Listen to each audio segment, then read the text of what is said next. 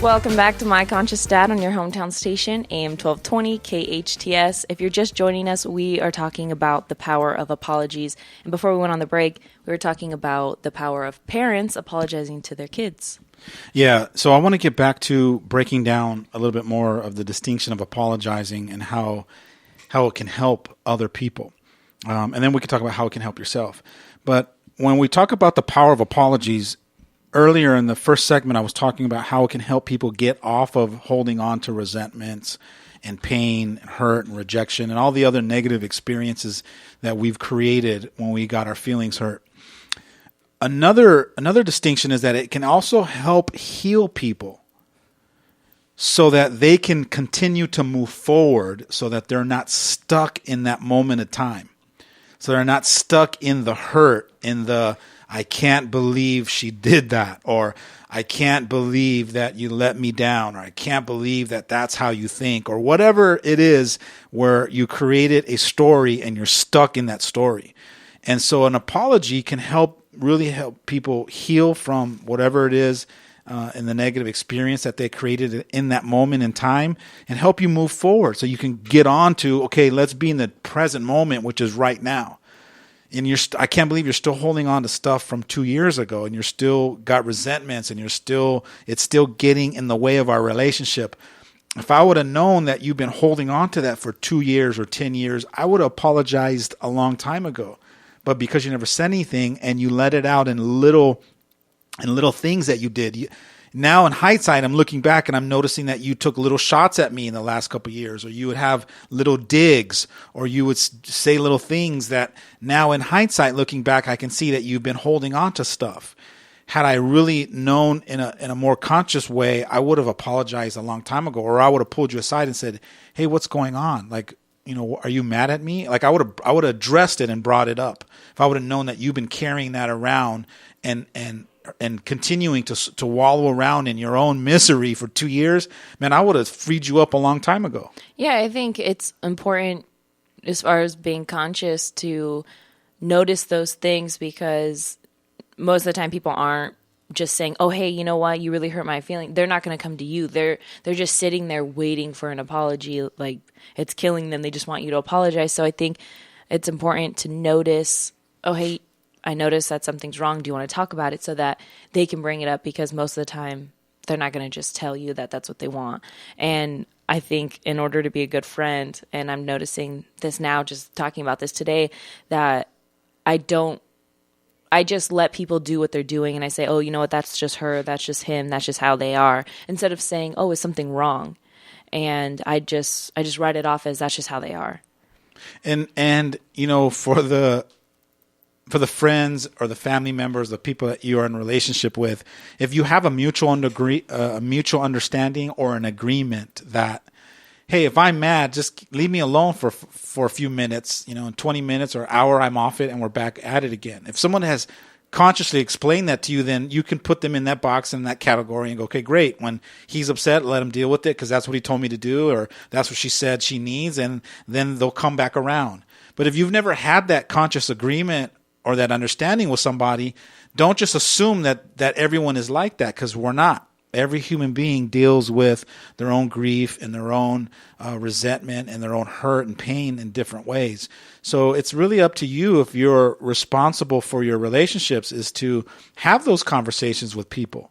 Or if you've never had, if there's a new friend, if you've never had a disagreement before, you should at least be aware and wait for if and when that moment comes where you guys have that kind of disagreement, and then do a follow-up, and then choose to have that moment, choose to have that argument as an opportunity to now get to know each other, so you can create some kind of a rule or some kind of a guideline to explain to you how it is that we want to be treated in this relationship. Right. And I don't think that's necessarily just for new friends or new people in your life, because if you've known your kid their whole life and they always just want to be alone, and when they're upset, they don't want you to bother them, things can change. Maybe they go to high school and they actually are going through some things, and they do want you to ask them what's wrong, and they do want to talk about it. They just are so used to being left alone that maybe they don't know that that's really what they want until you try.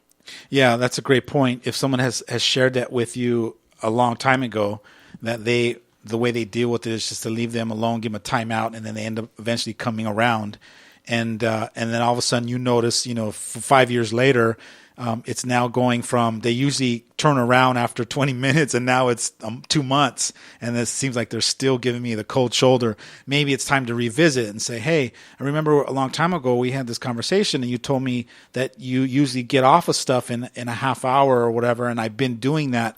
But the relationship now has gone to a point where I've been noticing you hold on to stuff and you're giving me the cold shoulder for 2 months. So, let's sit down and let's give ourselves permission to talk about it so we can release it and let it go and create a new moment for us to rebuild our relationship. Let's create a new foundation, a new platform to launch out, creating an extraordinary relationship. To create extraordinary relationships, it's going to take a big commitment from you to decide that you're responsible for this relationship. And if me and you are in a relationship where you get to take 100% accountability and I get to take 100% accountability, what an amazing relationship we're going to have.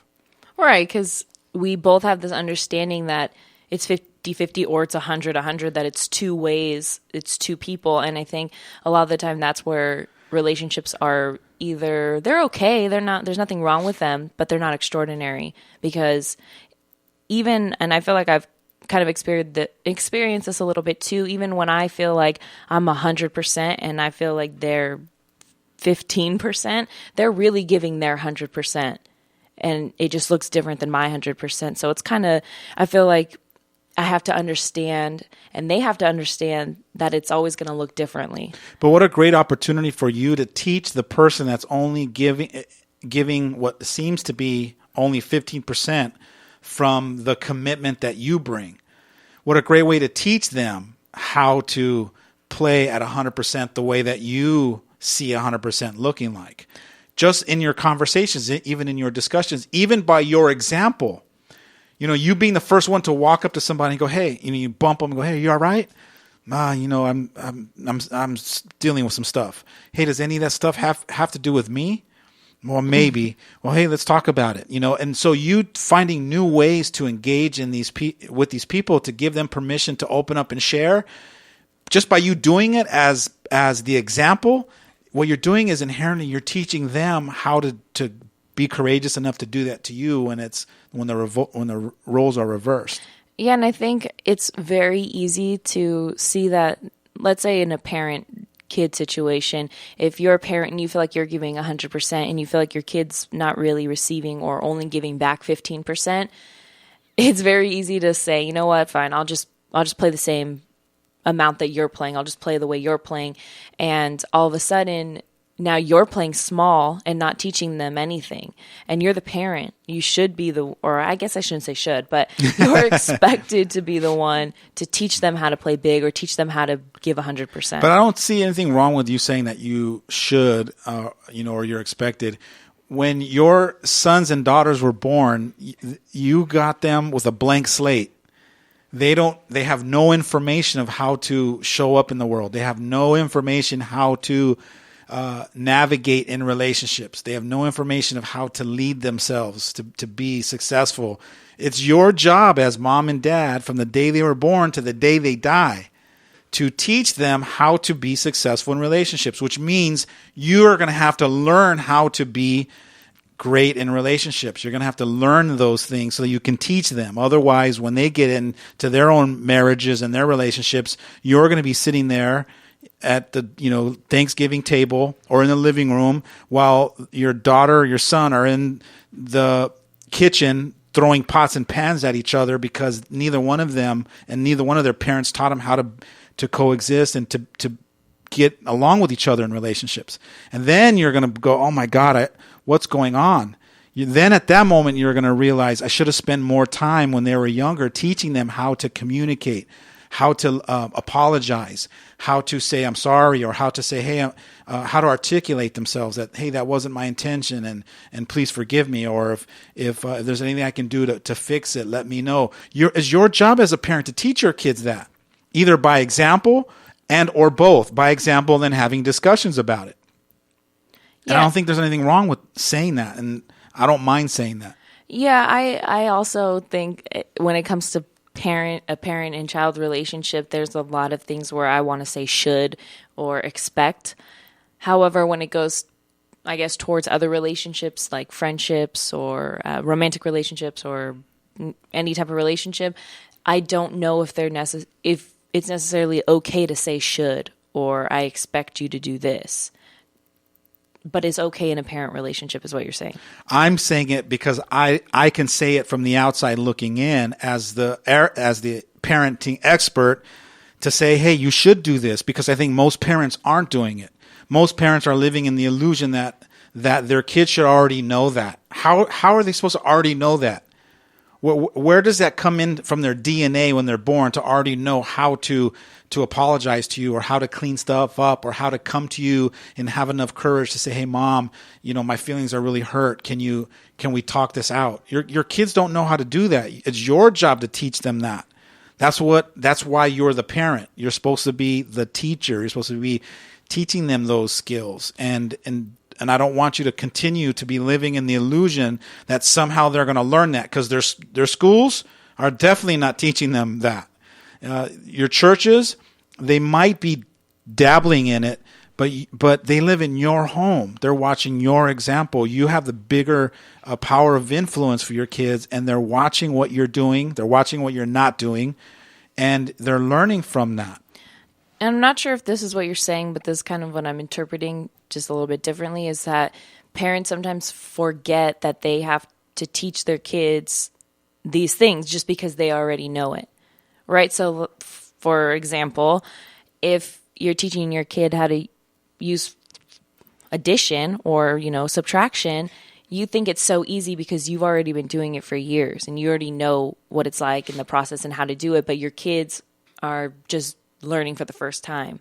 So, and you can kind of get frustrated telling them like 2 + 2 is 4. What don't you understand? Yeah. But you have to understand that they don't know because they don't have 40 years of experience like you do. And I can see how that's very frustrating. Yeah, absolutely. And what I'm also saying is, if your kids are struggling in the relationships, it's a direct reflection of the results that which your parenting skills might be lacking. Not in a negative way, like you're bad and wrong, just in oh wow, like my son doesn't know how to communicate. What a great reflection of what's missing in me, that I haven't taught him how to communicate effectively. So now it brings up the possibility that either I'm not spending the time explaining it to him, or getting in more scenarios where he can practice and learn it with me, or 3, that I don't even know how to be effective in communicating in my own relationships. But what really does is it puts a spotlight on you as the parent to start taking responsibility from it and figuring out the course correction. What seems to be, from my experience, is that a lot of parents don't want to really look at that, so they ignore it. Because if they look at it, they might have to come to the conclusion that I might have to work on myself.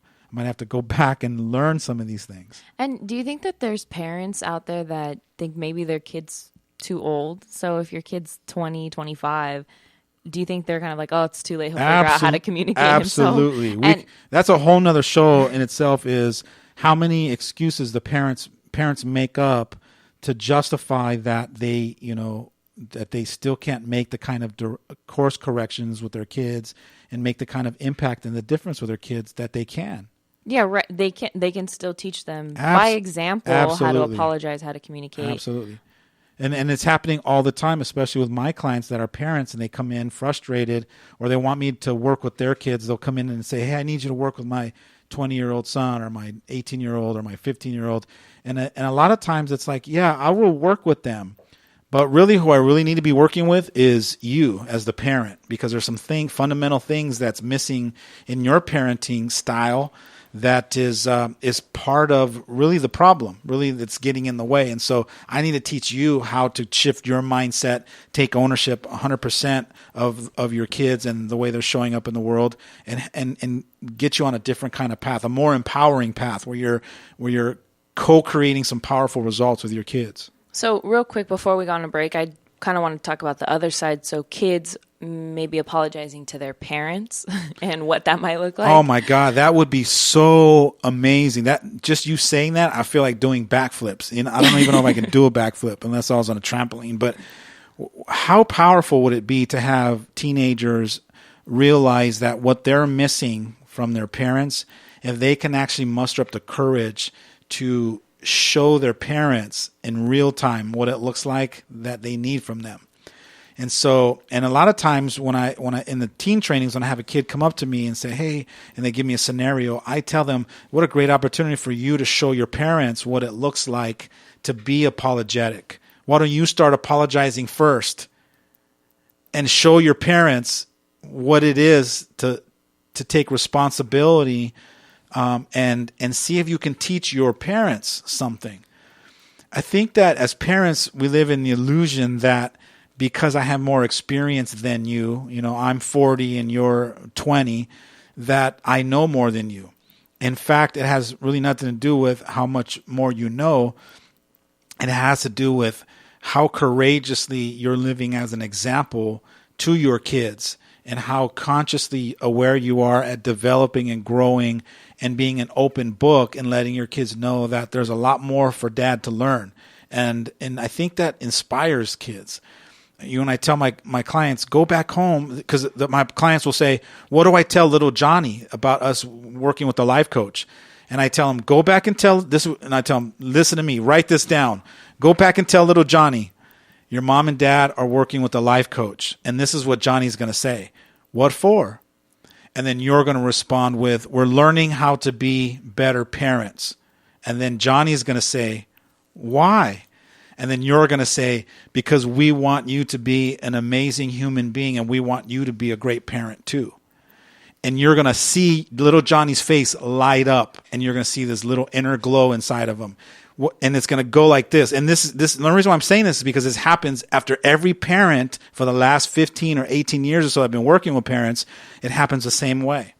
And then I get stories like, the parents will come in, we'll sit down, and then they'll want to share with me that as they were running late to get to their appointment, little Johnny's going, Mom, Dad, here's your keys. And little Johnny's jumping through hoops to make sure that they don't miss their coaching session with their coach to be a better parent. I think it's phenomenal. I think that I grew up with you as a dad and both my parents working Poor you. I feel with so each bad other. for you.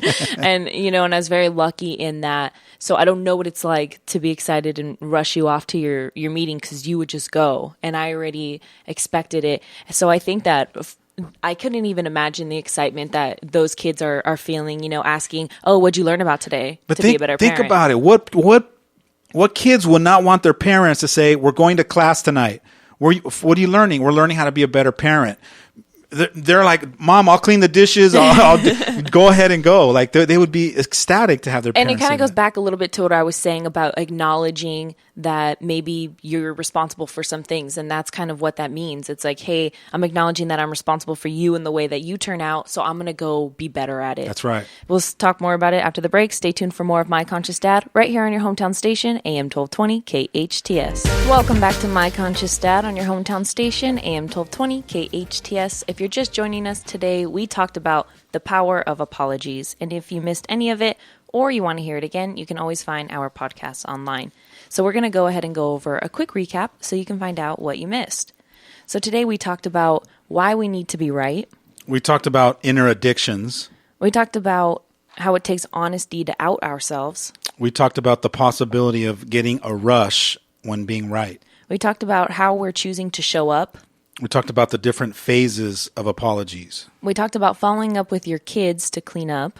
We talked about an apology helping other people get off of being stuck. Apologies can help others move forward. We talked about creating guidelines on how to be treated. And finding new ways to open up. So next week, we're going to be talking about what your young adults are struggling with. And I think if you have kids that are teens, this could also fall in the same category. Or in the future, when your kids are young adults, you can have a little bit of tips to get you through it. I would, if you're a mom or dad, I'd listen to every subject because if you even have little kids, this is where your kids are headed. The cool thing about this is that, I have, probably about 8 to 12 young adults that I coach and mentor. And, I'd love to have a conversation about what are some of the things that they're struggling with. Because as a mom or dad, there's probably 80% you have no idea what they're going through. And by me talking about it and us having a discussion and you sharing your insight from being a young adult yourself, and then me sharing from my perspective both as a dad and as a coach, and hearing what they're sharing, I think it's going to be powerful insight for you to look at and go, oh my God, my son or daughter could be experiencing this, or some of the behaviors that they're showing up we could be talking about, and then you can be identifying what's the key source underneath some of those behaviors that can really help you get some insight so you can help your kids. I think, one of the reasons why we're doing this program is for you to get insight to be a better parent, so that you can, jump on that learning curve and really support your kids in a profound way. And what's really great about next segment is that these are going to be real situations and real scenarios, real feedback for parents, because these are, like I said, real scenarios that you've gathered through the years from your clients and even from me being a young adult, the things that I'm going through and things that I can get from my friends. And so it's going to be exciting because it's not just a hypothetical scenario. These are real scenarios that are happening for young adults right now. Yeah, and here's an example. Let's say you have a son or daughter that has emotional anxiety when it comes to being in social situations. In that dysfunction and that fear that comes up for them, there's some awakening that could be happening through your son or daughter, and them realizing, hey, you know what? I think maybe the reason why I feel like that is because my mom and dad put so much pressure on me to being a perfect kid. And you as a mom or dad, in your good heart of hearts, were only fighting for them to win. You only had good intentions for them to get good grades and to be a great citizen and to be respectful to each other.